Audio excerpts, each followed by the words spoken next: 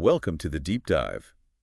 Ever look at a plain perfume bottle and think it could use well, a little you? Totally. It's a growing thing, isn't it? Personalizing everyday items. It really is.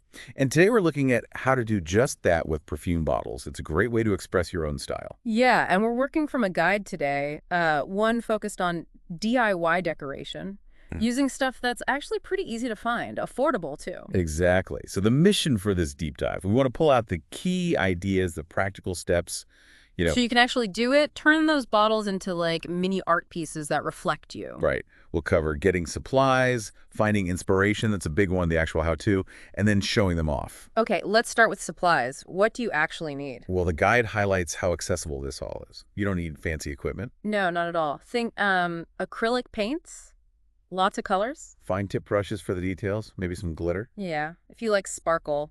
Good adhesive is key, though. And then little extras, rhinestones, beads. Ooh, even dried flowers, the guide mentions, for a sort of natural vibe. And finding this stuff, pretty straightforward. Yep. Online shops, craft stores, easy peasy. The guide does make a good point about quality, though, especially the paint and the glue. Right, you put the effort in, you want it to stick around, literally. Exactly. Okay, so you've got your materials. Now, the design inspiration part. This is where the fun starts. Mood boards. The guide suggests using them. Which is basically what? Just collecting images and ideas? Yeah, physical stuff, digital stuff, whatever helps you visualize what you want. Yeah. Themes, colors. And the guide gives examples, right? Like minimalist geometric patterns. Or whimsical florals, elegant metallic looks. Lots of options. It also mentions techniques, like using stencils. Stencils, masking tape for sharp lines, or just going freehand if you're feeling artsy. But what if you think, oh, I can't draw? Good question. The guide kind of covers that. It says even simple things like using a dotting tool for patterns or the stencils we mentioned. Right. They can look really effective without needing, amazing painting skills. It's about the overall look. Okay, so supplies gathered, vision forming, now actually doing it. Prep work seems important. Oh, absolutely crucial. The guide really emphasizes cleaning the bottle first, get rid of any dust, oils, And priming. applying a primer.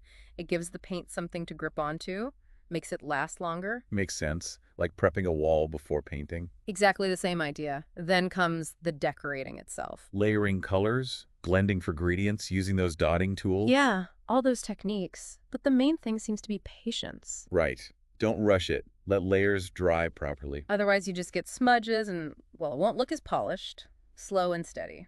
Got it. So paint's dry, looks amazing. What about finishing touches? The guide suggests things like adding little personalized labels, maybe the perfume name or just a symbol. Cute. And ribbons around the neck of the bottle. Yeah, a little decorative ribbon can add a nice touch. And then you get to display your work. Where's the best spot? Well, the guide suggests shelves, obviously. A collection always looks great. Or on your vanity table. Very personal showcase. Definitely. Or even grouping a few together on a decorative tray, it just elevates the whole thing. Creates a real visual impact. For sure. Seeing them all together. So you've basically transformed an everyday object into something really personal, really you. Which leads to a kind of interesting thought, doesn't it? Yeah. Think about this. How does personalizing these everyday things, even small ones, actually change how you connect with them? Does it make them feel more valuable, more part of your identity in your space? Maybe it does. Something to definitely think about after this deep dive.